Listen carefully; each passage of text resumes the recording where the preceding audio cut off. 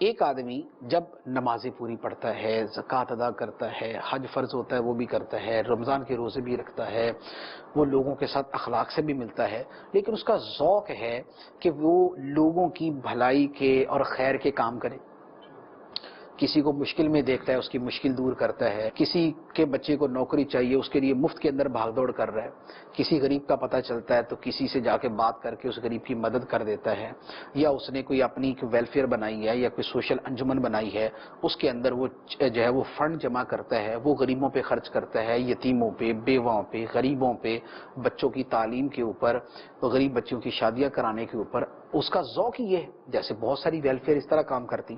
تو اگر وہ شریعت کے دیگر ضروری احکام پہ عمل کرتے ہیں اور اب ان کا ذوق یہ ہے، خدمت انسانیت کا ہے، اور وہ اس اعتبار سے کام کرتے ہیں، تو اس میں حرج تو ہونا دور کی بات ہے، شریعت اس کی حوصلہ افزائی کرتی۔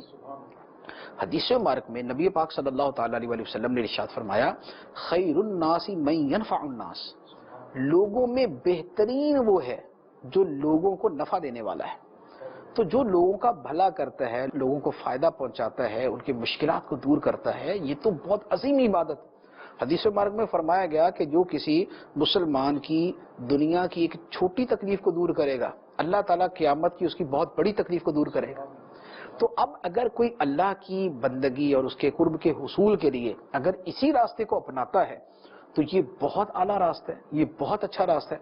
خلفائے راشدین نے جو خلافت سنبھالی، اس خلافت سنبھالنے کے اندر جب ہم ان کی سیرت کو دیکھتے ہیں تو اس میں کیا چیز نظر آتی ہے؟ عبادت، ریاست سب اپنی جگہ موجود ہے، لیکن اس کے ساتھ جو رعایا کی رعایت ہے، جو اپنی رعایا کی جو ہے وہ دیکھ بھال ہے، ان کے حقوق کی ادائیگی ہے، ان کے ساتھ حسن سلوک ہے، ان کی سہولیات کی فراہمی ہے، دن رات اسی کے اندر مشغول رہتے تھے۔ سیدنا عمر فاروق رضی اللہ تعالی عنہ جو راتوں کو مدینے کی گلیوں میں چکر لگاتے تھے اور اہل مدینہ کے احوال کو دیکھتے تھے، وہ کیا تھا؟ وہ نماز تو نہیں پڑھ رہے ہوتے تھے، وہ لوگوں کو دیکھتے تھے کہ مشکل میں تو نہیں۔ اسی کے اندر وہ واقعہ آتا ہے نا کہ کبھی کسی عورت کو مشکل میں دیکھا، کبھی کسی کو مشکل میں دیکھا، تو اپنے کندھے کے اوپر اناج کی بوری لاد کر اس کے پاس پہنچ گئے، خود کھانا پکا کر اس کے بچوں کو کھلایا، اور پھر سائیڈ میں ہو کے بیٹھ گئے اور فرمایا کہ میں نے ان کو روتے دیکھا تھا، اب اپنی آنکھوں سے ان کو ہنستے ہوئے دیکھنا چاہتا ہوں۔ تو یہ کیا ہے؟ یہ خدمت خلق۔ اب خدمت خلق تو یہ تو دین کی وہ باتیں ہیں جس کا دین اسلام جو ہے وہ حوصلہ افزائی کرتا ہے، جس کی ترغیب دیتا ہے، جس کے فضائل بیان کرتا ہے۔ مسکین کو کھانا کھلانا اور غریب کو کھانا کھلانا، اس کے تو فضائل سے قرآن مالا مال ہے، بلکہ جو مسکین کو محروم کرتا ہے اور جو دوسروں کو ترغیب نہیں دیتا، روکتا ہے، اس کے لیے قرآن پاک کی آیات تو دیکھیں کیا ہے؟ اس کے لیے وعیدیں ہیں۔ ارأیت الذی یکذب بالدین فذلک الذی یدع الیتیم ولا یحض علی طعام المسکین۔ تو اب یہ کیا ہے؟ فذلک الذی یدع الیتیم، یتیم کو دھکے دیتا ہے، ولا یحض علی طعام المسکین، اور مسکین کے کھانے کی دوسروں کو ترغیب نہیں دیتا، دوسرے کو ابھارتا نہیں ہے۔ اس کے اوپر یہ کس کے وصف کے طور پر بیان کیا جا رہا ہے؟ جو آخرت کو جھٹلانے والا ہے۔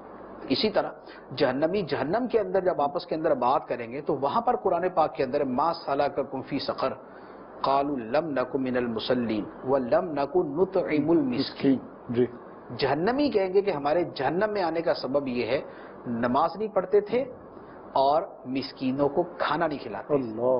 اب دیکھیں دونوں چیزیں ہی بیان کر دی، نماز نہ پڑھنا بھی آ گیا اور مسکین کو کھانا نہ کھلانا بھی آ گیا، اور دونوں کو سبب بیان کیا ہے جہنم میں آنے کا سبب ہے۔ ما سلککم فی سقر، کیا شے تمہیں جہنم میں لے آئی؟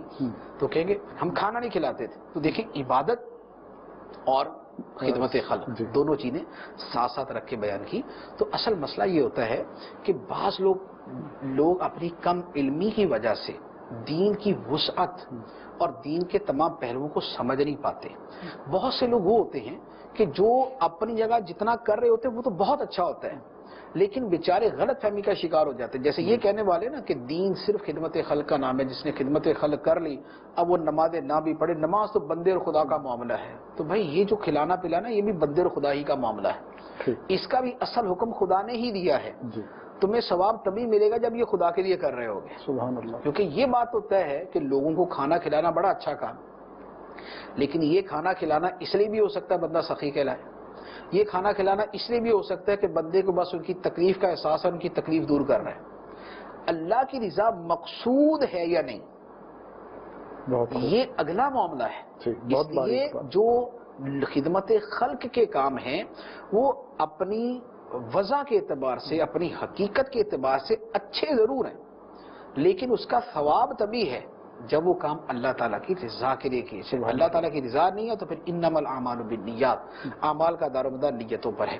غریب کی غربت دور کروں گا، اچھی نیت ہے، لیکن اللہ کے لیے دور کروں گا یا بس کیونکہ میں نے جناب ایک ویلفیئر بنائی ہوئی ہے اور میری بہت ساری تصویریں بننی ہیں اور میرے پوسٹر چھپنے ہیں اور میرے مرنے کے بعد کوئی میرے نام کے بڑے بڑے جناب کوئی بہت سارے تمغے مجھے مل جانے ہیں، اس لیے اگر یہ ہے تو پھر ثواب نہیں ہے. ہاں فی نفسی اچھا کام تھا، لیکن وہ پھر دین اسلام کے جو مقصود طریقوں میں سے کسی طریقے پر نہیں ہے، وہ کہ جو اللہ تعالیٰ کی رضا کے لیے کیا جائے.